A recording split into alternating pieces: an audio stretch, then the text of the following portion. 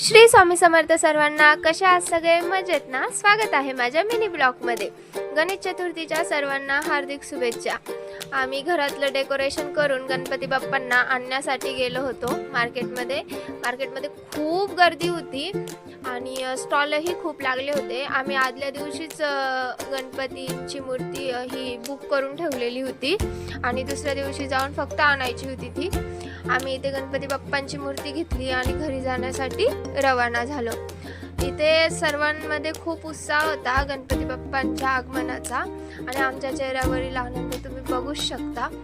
हे मम्मीने गणपती बाप्पांची आरती करून त्यांचे स्वागत केले आणि स्वामीची ही पहिलीच गणेश चतुर्थी होती. तोही खूप खुश होता. त्यानंतर गणपती बाप्पाचे फायनली आमच्या घरात आगमन झाले. ह्या वर्षी आम्ही छोटंसंच डेकोरेशन केलं होतं.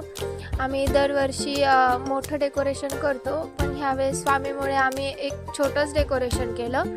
त्यानंतर इथे मी गणपती बाप्पांची प्राणप्रतिष्ठा ही करून घेतली, अभिषेक करून घेतला, पूजा अर्चा करून घेतली. त्यानंतर गणपती बाप्पांची स्थापना करून घेतली.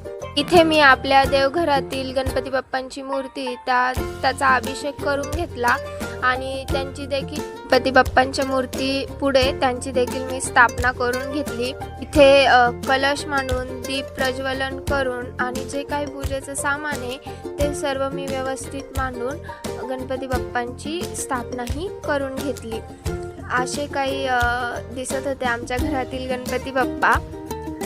तुम्हाला कसे वाटले मला नक्की कमेंट करून सांगा आणि माझा व्हिडिओ आवडल्यास प्लीज माझ्या चॅनलला लाईक, शेअर आणि सबस्क्राईब करायला विसरू नका.